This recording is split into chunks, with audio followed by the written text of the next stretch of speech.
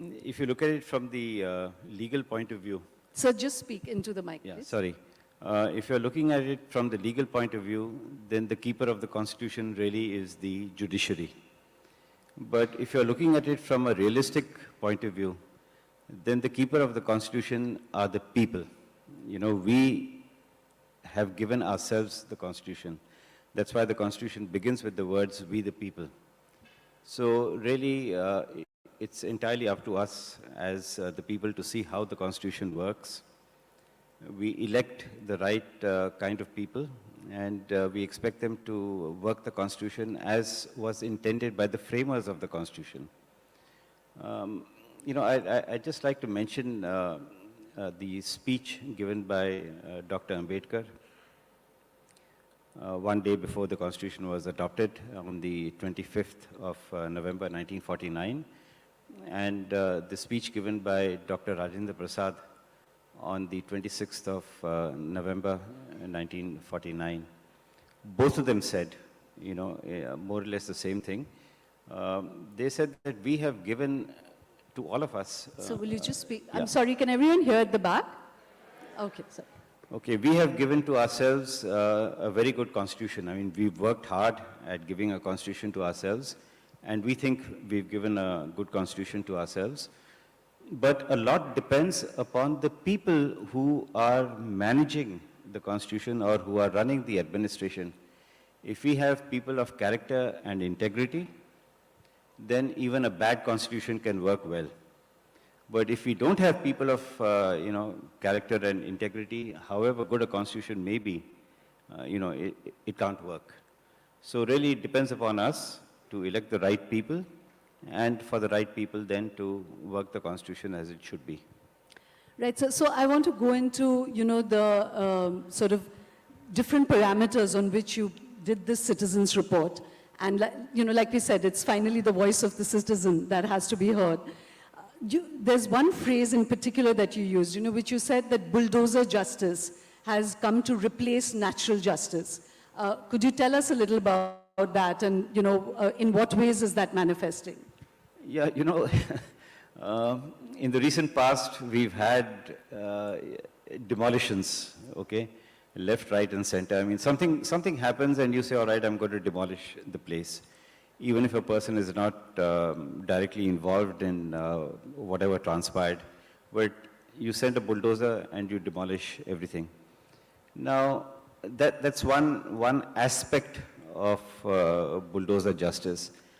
The other aspect of bulldozer justice is where, you know, you just say that, well, I want to do this, you know, as the government, I want to do this, and I'm going to do it regardless of what you may think, okay?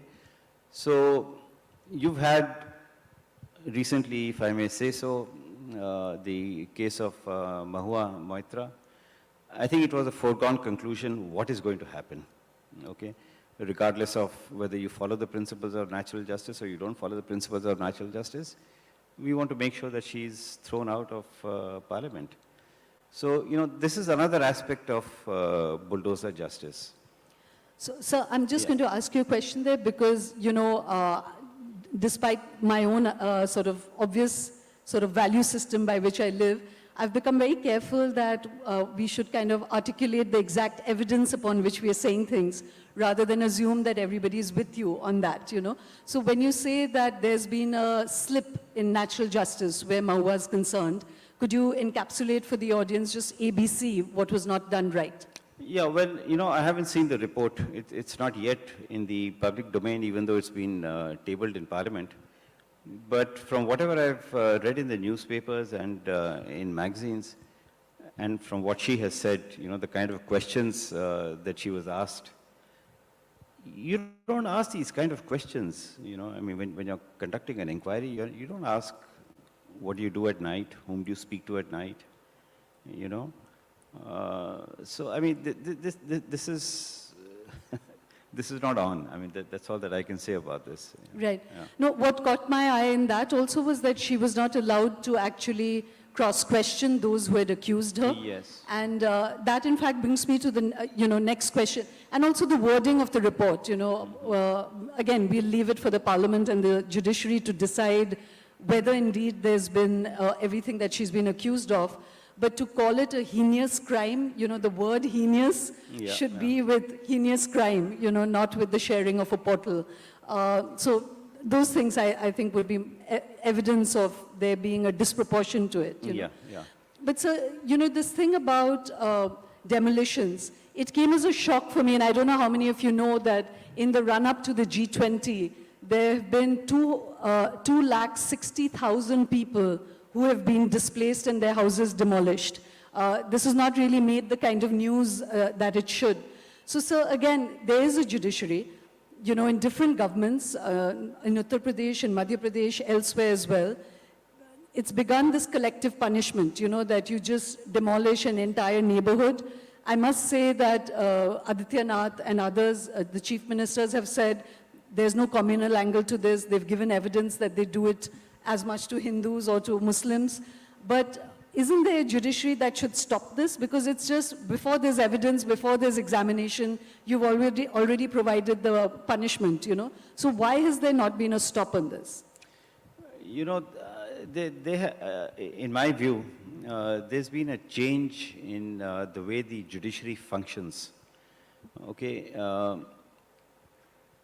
When we started with this public interest litigation in the 1980s, things that were there in the newspapers, were being picked up by the Supreme Court or were being brought to the notice of the Supreme Court, and the Supreme Court would act upon it.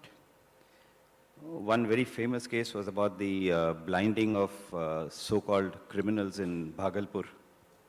All right, it arose out of a newspaper report.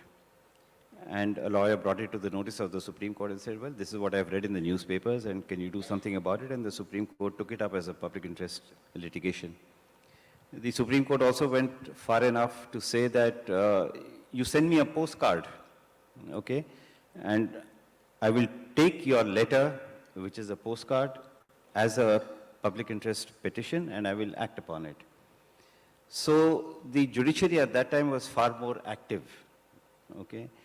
Whereas today, even if something happens in the newspapers, you read about it, you read about demolitions, okay, you read about people getting arbitrarily arrested. The court says, well, we're not going to act upon it unless somebody brings it to our notice. That is the difference, okay? And I think if some of the demolitions that are happening now had happened in the 1980s, for example, I have no doubt that the Supreme Court would have taken it up on its own and said that, what's going on? Right? I mean, again, I'm sure everyone in the audience has their own perspective on it, but it is disconcerting how many people say that, oh, it's good, we need a kind of strong government that will take control. But if you really look at collective punishment, then the natural corollary to that is what, say, Israel is doing to Palestine now. For one heinous act on October 13th, there's collective punishment being meted out to an entire society, So I guess the cliff just keeps getting more and more slippery, when you accept these things. But so, again, in your report, you've brought up the fact that the fundamental, value by which a democracy lives, and certainly India's democracy has lived, is that there's a presumed innocence till you're proved guilty. Now, there's been an overhaul of the Indian Penal Code, the Criminal Justice, the CRPC, and the Evidence Act. And while a lot of it needed overhauling, and this government has had the initiative to do it, there are also many areas of concern. So could you share with the audience, because very often all of this happens outside of citizens' attention? Yeah.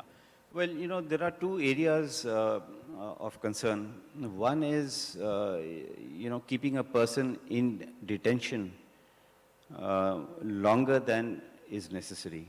Under the old, or it's still there actually, under the CRPC, you can keep a person in detention for a period of 60 days without filing a charge sheet.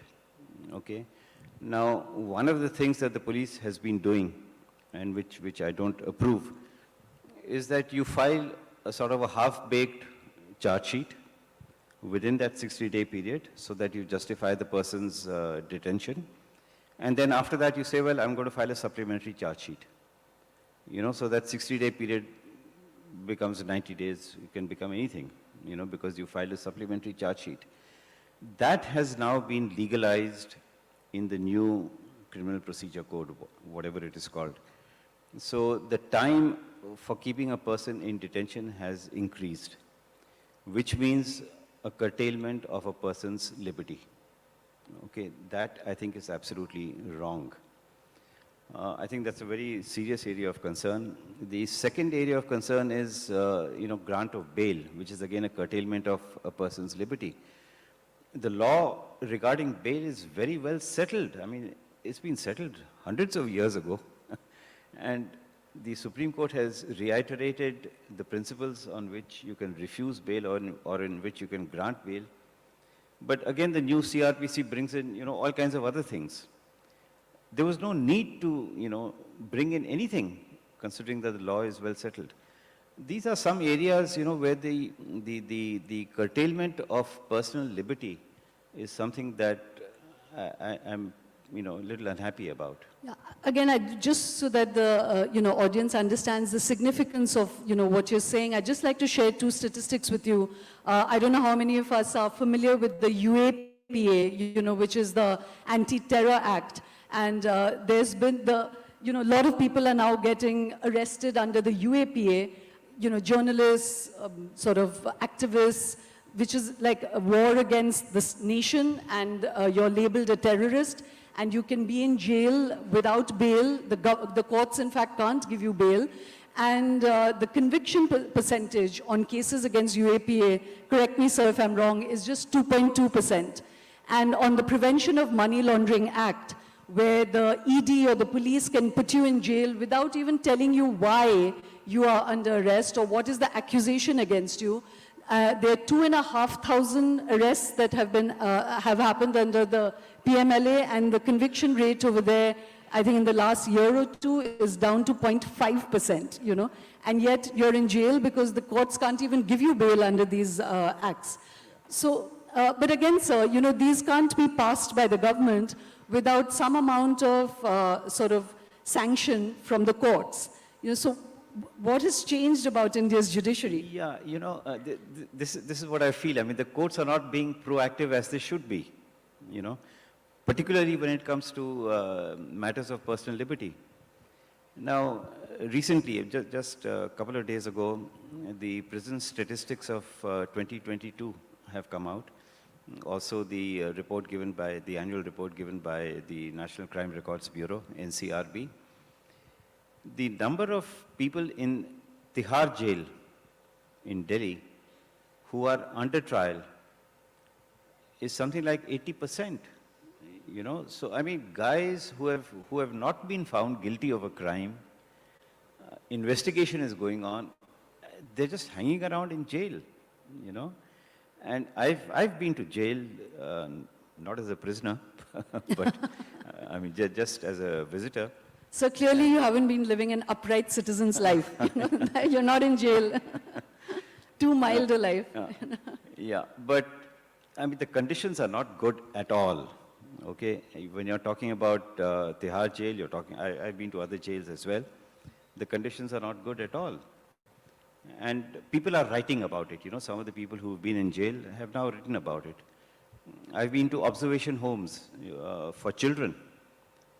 It's pathetic, So why do you want to keep people in custody? That's the question I keep asking myself. And I think that's the question that the courts must ask. That is it absolutely necessary to keep a person in custody? Just because the police says that, this guy is going to tamper with the evidence? What is the material on the basis of which the police is saying he's going to tamper with the evidence? What is the material on the basis of which the police is saying that he's going to influence witnesses? Just because the police say so, you say, okay, I believe it.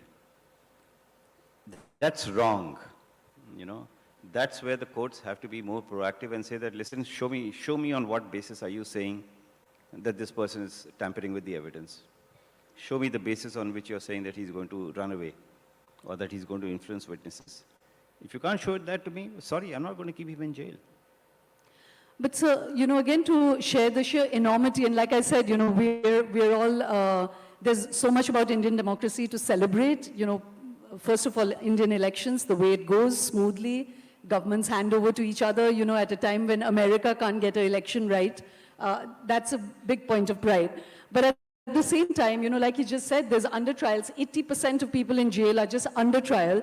But so I'll throw the figure back at you, that there are 50 million cases that are waiting to be heard in the Indian judiciary. 50 million. And there are 420 judges who are missing from the system. We need 420 more judges. They haven't been appointed yet. So how can a situation of this enormity exist and it not be making headlines, be dealt with on a hot footing? And of course, there's been huge face-offs between the government and the judiciary about judicial appointments. But the judges are not doing a great job on it either, sir. So what is your take on that? Yeah, well, the 50 million is going to become 51 million very soon, okay? Now, the problem is that, we don't have anything called court management, all right? The Supreme Court has said that there should be court management, case management. We don't have that. We haven't institutionalized that at all. That's one. The second thing is that... so if in a short way, could you explain what is court management? Yeah, a case has to take a particular course, right, within a particular timeline. It can't be that, if you don't do this today, it doesn't matter, do it next week, right? So if the government, for example, doesn't file a reply in time, and they haven't filed replies in time in any number of cases, tell the government that, listen, I'm going to impose costs. And it's not going to be, 100 rupees, 200 rupees, it's going to be a couple of thousand rupees. So that the government knows and is accountable to the people in doing their job in time. Now, 50 million, of course, is a huge number. I don't know how they're going to tackle it. But there are ways and means of doing it, because many of those cases, many of those cases, let me tell you, are perhaps infructuous. The people have either died or they're not interested, okay? There are cases pending where the person has probably served his sentence. There are cases where the case can be compounded, the offense can be compounded. Unless you look at it, unless you look at all these cases, just pick up these 50,000 cases, 50 million cases, and start looking at each one of them. You're not going to make, any headway. No, but sir, why are there not enough judges in the system? Well, the, appointment of judges is a bit of a problem because, I think the government is acting a little tough. It was not like that earlier, right? Earlier, if the court said that we would like to have some person appointed as a judge, we are recommending that person's name, then the government would accept it. But now, in the recent past, the government is, raising all kinds of objections. And again, it used to be that if the government raises an objection, fine. I mean, they're entitled to raise an objection. But when it comes back to the Supreme Court for reconsideration, and the Supreme Court looks at the objections, looks at, the credentials of the person who has been recommended, the Supreme Court may accept the objections of the government, but if the Supreme Court says, sorry, we are not accepting your objections, then the government is bound to accept that recommendation. That was the practice all along. There were very few cases in which the government had objections, but if they did, the Supreme Court would look into it. But now, you have a situation where the Supreme Court collegium reiterates the recommendation, and the government says, fine, you might reiterate it, but we are not going to move the file. And there are plenty of such cases, where the Supreme Court has reiterated the recommendation once, twice, but the government has not moved. So here again, I'd just like to push you a little bit on that, which is that it's true that, and it's been making national headlines that there's a huge face-off between the government and the judiciary on the appointments. But it's also true that there was a lot of discomfort with the, with the collegium system, because even the judges have not been transparent, have not acted quickly, have not explained their decisions. And, this literally sits at the heart of Indian, any democracy, but certainly in India, a complex country like ours, that the judiciary has to stay independent, Now, between this tussle between whether the government should have a say in appointing or whether the judges should do it themselves, neither system has been perfect. We who have created such a complex constitution that has stood the test of time, we are still a sort of semi-healthy functioning democracy with a lot of illnesses on the side, but the structures have held good. Why have you all not been able to think through a structure which is apparently transparent, vividly fair, and will be fast enough that we can fill all these places in the judiciary? Yeah, you see, as far as the appointment system is concerned, no system can be perfect, right? People say that you should follow the system that you have in the United States, for example, where you have the person being recommended. But that's at the Supreme Court level, that's not at the federal level. So no system can be perfect. In some countries you have elections. Now, as things stand, and until the recent past, when the controversy about appointments surfaced, the system was functioning well. What is the system actually? The system is, I think that this is a little important. For the appointment of a judge to the High Court, the Chief Justice of the High Court and the two senior-most judges of the High Court, they recommend the name, all right? So they do the homework, they know who are the lawyers who are good, they know who are the others from the district judiciary who are good, they make the recommendations, so the initial homework is done, the initial screening is done, all right? Then it goes to the government. And the government is supposed to, find out if there's something wrong about this person, which the courts, which the Chief Justice and the other judges don't know. Now, normally, there is nothing that is found by the government through the Intelligence Bureau. Then it goes to the Supreme Court. And the Supreme Court again scrutinizes, has the High Court made a right recommendation? Have they considered all the factors? What does the government have to say? And if the government doesn't have anything to say, fine, we accept the name. But, and also, the Supreme Court judges, the collegium, will talk to the judges who have been associated with that High Court in some capacity, either as judges of that High Court or as Chief Justices of that High Court. So there is enough scrutiny, okay? There may be a reason why, in spite of all this scrutiny that takes place, the Supreme Court judges feel that, well, we don't think this person is fit, all right, whatever the reason is. But that's between the Supreme Court and that person. There's no point in telling the whole world that, I think this person is unfit because of A, B, C, D reason. It damages the reputation of that person. Now, with this kind of scrutiny, normally, the Supreme Court recommendation and the High Court recommendation should be good. There might be errors. I'm not saying that it's foolproof, but by and large, it would be good. Now, from that recommendation given by the Supreme Court, which accepts the High Court recommendation, it goes to the government. It has already gone to the government once.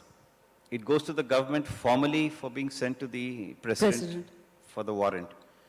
Then the government says, listen, now we have another objection. Now, why wasn't that objection taken earlier? Right? Why was it kept from the Supreme Court? So the government says, now we have another objection and we are sending it back to you. So the Supreme Court says, well, we've considered your second objection and we find no substance in it and we reiterate it. So in this impasse, like I said, even in the Supreme Court, there are judges missing. There are 420 judges missing in the country. Yeah. There are 50 million cases pending. When there's an impasse between a government and the judiciary, There's no further mechanism on who should prevail. No, It's just an nothing. impasse. No, the practice has been that what the Supreme Court says prevails, right? But it is not prevailing right now. But right now it's not prevailing. Right. So, sir, I just want to draw the audience's attention to another, which has been the Sedition Law. So Yeah. when we look at democracy, as you said, liberty is really at the heart of it. The freedom to dissent, to criticize, all of that is literally the character of our democracy.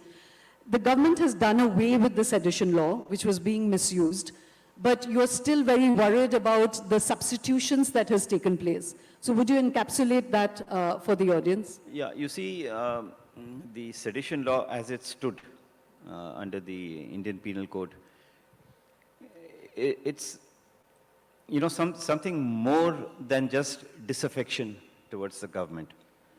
Gandhiji said, I don't have any affection towards the government, So you want to put me in jail, put me in jail. And he was put in jail. So, but that was a colonial government, yeah. That was the colonial government. But sedition is really something which is not just plain and simple disaffection, that I don't like the government, but it is something more than that, which is in the nature of inciting violence. So somebody gives a speech which incites violence or has the tendency to incite violence, then you can say that, well, yeah, this is seditious. And then arrest him. And many of our freedom fighters have gone to jail for that. But now it was being used, and it is being used extensively on tweets. Okay, so somebody gives a tweet and you say, oh, this is seditious because I think, it's going to incite violence against the government, so I arrest you. So you had that case of, a school in Bangalore.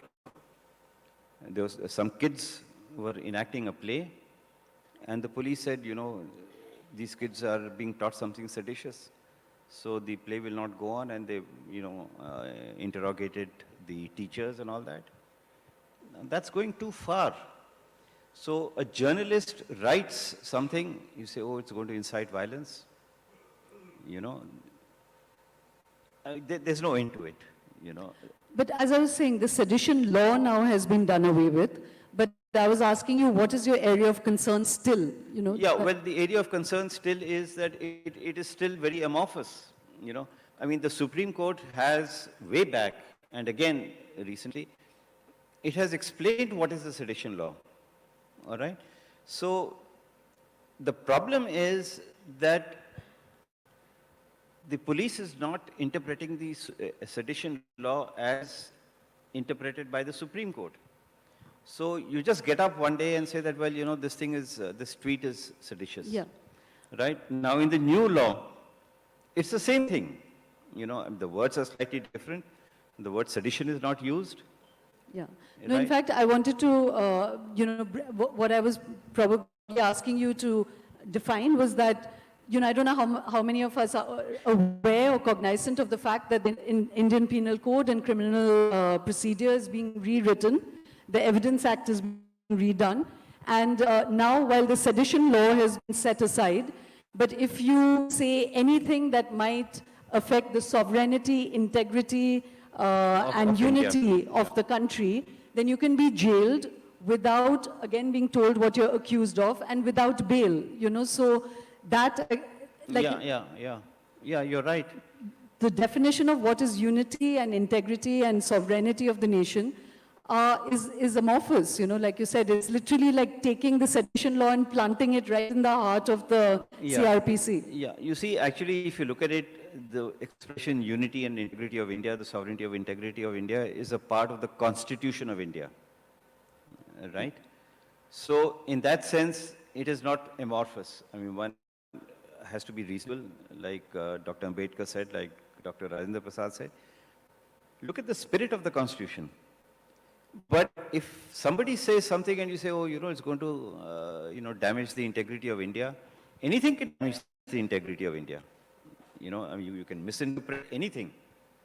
and say that, well, it's going to damage the integrity of India. You know, I was just going to bring up that nowadays quite often there's a discussion about how the southern states are very worried about the delimitation exercise that will happen because, you know, the southern states, say take Tamil Nadu, is very good on the human index, you know, that the women have education, there's health, etc. Their population control is very strong. But when the delimitation exercise happens, then Bihar and UP, which has excessive population, will actually get more electoral strength. So there's a lot of discussion about this. But I very often worry because I see in the media that different organs of government are saying that, oh, people who are criticizing this are now creating a north-south enmity and are affecting the unity of the country, you know? So the word unity is like, as I said, it can be interpreted that you're just analyzing a problematic situation and that can be that you're creating enmity. Yeah, absolutely, You know? absolutely. And then put that person in jail. You know? So there's no end to it. Yeah. Right. So, sir, you know, what are the other areas? Your citizens report also looked at the underprivileged, at gender justice, at economic justice. So could you share some of the really stark statistics that your report found? Yeah, well, I can't remember the statistics offhand, but, you know, my feeling is, and I had that feeling when I was in the Supreme Court as well, that the underprivileged do not get a voice in the courts, right? And they are the ones, I mean, when you talk about under-trial prisoners, many of them, most of them, are persons who come from marginalized sections of society. Now, when are they going to get justice? You know? So you can talk about tribals, you can talk about the poor, you can talk about marginalized sections, you can talk about migrants. Right? We have an act called the Building and Other Construction Workers Act. So if you're constructing a building like this hotel, for example, you know, there is a cess which has to go and to be used for the benefit of the workers. 1996 Act, there's something like 30,000 crores, you know, which has been utilized. Right? And when we asked these questions, what's happened to this money? You know, one of the states gave an answer that we bought washing machines. Another one said we bought laptops. Now, construction workers, what are they going to do with washing machines? What are they going to do with laptops? You know? Laptops, I don't know, sir, because in fact, digital divide is so huge that now it's such a, you know, tool of access that I know, and I often say that I wish governments would, even on EMI, enable everybody to own a laptop, because I know that all the workers that work with us, the one thing everyone is thirsting for, all their children, everybody is thirsting for, is a laptop, you know? Yeah, but the kind of worker that you're talking about is different from the construction worker. Construction worker, of course. Yeah. And they're basically migrants. Okay, they go from one state to another, from one district to another. They don't even have electricity. They don't have a place to stay. You know, but you've got 30,000 crores lying in the kitty somewhere, which is not being utilized. So, you know, these are problems. And we keep reading in the newspapers about these scavengers, manual scavenging. What has been done about that? Yeah. You know. So, you know, sir, I'm going to come back to two other indices before we stop. But I wanted to ask your, you know, perspective on the Sahara case. Because when you're talking about, you know, prevention of money laundering, you know, financial crimes, this is a very strange situation where Subrata Roy has now died. There are no claimants to his money. There's 23,000 crore that nobody is claiming, you know, but it was taken over. And possibly now the government will or will not use it for its own purposes. But what is your perspective on that particular case? Yeah, well, I have not given it much thought, you know, but what happens in cases of economic crimes, to trace the money, you know, the origin is very, very difficult. If you remember in the 1990s, mid-1990s, we had this Jain Hawala case, right, where money was apparently going outside the country through Hawala transactions. To whom did the money belong? Nobody knows till today. And nobody will ever know, So that money trail is something which is very, very difficult to catch. And sometimes, I'm not saying it happens always, but sometimes, it could be that black money. So the person who is invested may not want to come out. So, speaking from a kind of perspective that I hear from others, we are talking about liberty, justice, constitutional values. Very often there's an impatience with that whole process. And a lot of people will say, let's rule with fear, because there's so much of chaos in the Indian system that a lot of people will say, we want a strong government. We want a government that instills fear. These ED cases are great. The income tax cases are great. People will be afraid and will be more careful. What would you say to that? Yeah, well, this is not what was intended by the Constitution, That's why I mentioned about what Dr. Ambedkar said and what Dr. Rajendra Prasad said. This is not what was intended. Now you have, constitutional values. Fraternity is one of the constitutional values. It's there in the preamble. Liberty, justice, equality, and fraternity. Now, can we say that, listen, forget about fraternity, let's take one section of society based on their religion or based on their caste and get after them? What happens to the constitutional values? What happens to constitutional morality? Where the state legislature passes a law and the governor of the state says, to hell with you, I'm going to sit on that law. So these are things that, we need to think about. Our constitutional values, which we've been nurturing for the last 75 years. Constitutional morality, we've had those ups and downs. Article 356 has been used very often in the past, where state governments have just been chucked out. So these are things that we need to look at. And these are things that we need to think about, right? Now, once we implement the Constitution and we implement the laws in the spirit in which they were enacted, keeping the vision of our founding fathers and founding mothers in mind, you don't need fear, right? Then everybody will do the right thing. You take an example of the use of safety belts in Delhi, right? Maybe in the first couple of days when safety belts, in cars became necessary, mandatory, maybe there were a few challans. But now everybody just puts it on without even thinking about it. There's no fear involved in that. Fear of death, maybe. Yeah, fear of death, yeah. No, but I'm just... Yeah. Crash helmets. People wear crash helmets, right? So fear is not necessary for the implementation of the law. But I'll come to one more thorny question, and then, I'll just share a couple more things with the audience, take your perspective, and we're running out of time. But, when there was this whole face-off between the Minister of Law and the Judiciary on certain enactments of Parliament, acts of Parliament, the Law Minister said, this is the will of the people, that the government represents the will of the people because they are the ones who are elected, and the Judiciary is not elected.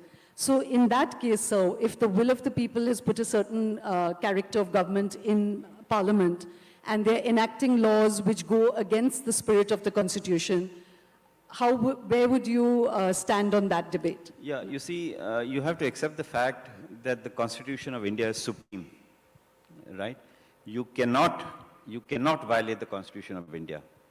Now, once you accept that as axiomatic, any law that violates the Constitution of India is unconstitutional. That's it. Okay, it doesn't matter if it's been passed unanimously or it's been passed by a majority, it doesn't matter. If it's unconstitutional, it's unconstitutional. That is the touchstone for challenging a law. And our courts went a step further and evolved something called the basic structure doctrine. Now, our constitution is a democratic, republican constitution. Supposing tomorrow Parliament says unanimously that freedom of speech is abolished, all right, or democracy is abolished. On the face of it, it is unconstitutional, right? So the Supreme Court said, in a majority of 7-6, that you cannot change the basic structure of the Constitution. It has to remain a democracy. It has to remain a republic. All right? So you can't say that from tomorrow there'll be no, you can't dissent. There can't be freedom of speech. You can't assemble anywhere. Right? You can't do trade and commerce. Okay? Then you're violating the basic structure. Or if Parliament says from tomorrow there's not going to be free and fair elections, all elections are going to be rigged. We're not going to have free and fair elections. You're violating the basic structure, right? Or tomorrow you say, majority in Parliament, the judiciary is not going to be independent. Every case that the government files, the judiciary will decide in favor of the government. That's the end of the independence of the judiciary. That's also violative of the basic structure. Or if you say that India ceases to be a federal nation, you can't do that. So, sir, I'd just like to share two more points with that the Citizens Report brought out that on economic gender justice, that India has actually dropped 35 positions down to one of the lowest on economic gender justice index. Though there's a report which says that poverty index has fallen by almost 10%, at the same time that there are almost 400 million people without access to water, and to get 2,500 calories of food a day, there's a gigantic number. If I'm correct, then almost 80% people are not able to access that. So while we celebrate different facets of democracy, these are conversations which need to be really bubbling up in national headlines in the media as well. And when we discuss this, it should not be looked at as seditious or that you're creating discontent against the government. There should be freedom to discuss this. Yeah. So these are the things that you've brought out in the report. Yeah. I'd just like to ask one last question, sir, that if you were today to analyze the health of our democracy, as I said, we've just been through a spate of interesting election results. We're heading for a mega election in 2024. But if you were to kind of, you've just done a report, if you were to rate the health of Indian democracy, where would you put that mark? Yeah, it's like this.